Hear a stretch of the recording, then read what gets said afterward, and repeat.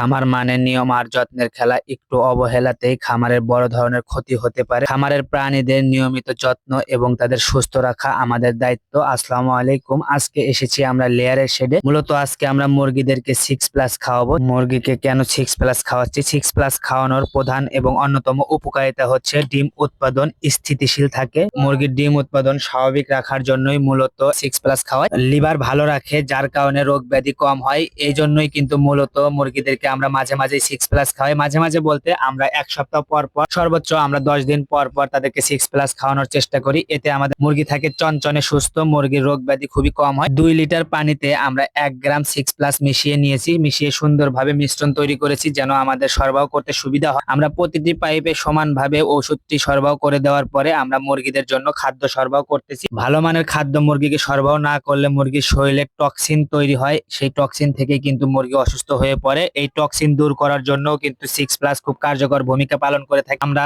পরিমাণ মতো খাদ্য সবগুলো পাইপে সরবরাহ করার পরে আমরা ডিম সংগ্রহ করতেছি। ডিমগুলো সংগ্রহ করে নেওয়ার পরে কিন্তু আমরা সেই ডিমগুলোকে সংরক্ষণ করে রাখার জন্য সেগুলোকে আমরা স্টোর রুমের দিকে নিয়ে যাচ্ছি। এর আগের ভিডিওতে আমরা বলেছিলাম আমাদের রাস্তার কাজ কমপ্লিট, যার কারণে গাড়ি কিন্তু খামার পর্যন্ত এসেছে। আপনারা দেখতে পাচ্ছেন আমরা কিন্তু এখন স্বাচ্ছন্দ্যে ডিম গাড়িতে লোড করতে পারতেছি। এর আগে কিন্তু আমাদের রাস্তা পর্যন্ত ডিম হাতে করে বহন করে নিয়ে যেতে হতো। এখন থেকে আমাদের আর ভোগান্তির শিকার হতে হবে না। যাতায়াতের সুবিধা না থাকলে খামার করে লাভবান হওয়া খুবই অসম্ভব, খুবই কষ্টকর। আপনারা লাভবান হতে পারবেন না। আমরা ডিমগুলোকে সুন্দরভাবে গাড়িতে উঠিয়ে সেগুলোকে নিয়ে স্টোর রুমের দিকে রওনা দিয়েছি। আপনারা যারা মুরগি পালন করেন, বিশেষ করে ব্রয়লার বা লেয়ার পালন করেন, তারা অবশ্যই মাসে অন্তত পক্ষে 2 বার মুরগিকে 6+ খাওয়ানোর চেষ্টা করবেন। এতে আপনার মুরগি থাকবে চনচনে সুস্থ এবং আপনার খামার থাকবে রোগ মুক্ত। আপনি লাভবান হতে পারবেন ইনশাআল্লাহ। যাই হোক, আমাদের জন্য দোয়া করবেন, আমাদের খামারের জন্য দোয়া করবেন। সকলে ভালো থাকবেন, সুস্থ থাকবেন। আল্লাহ হাফেজ।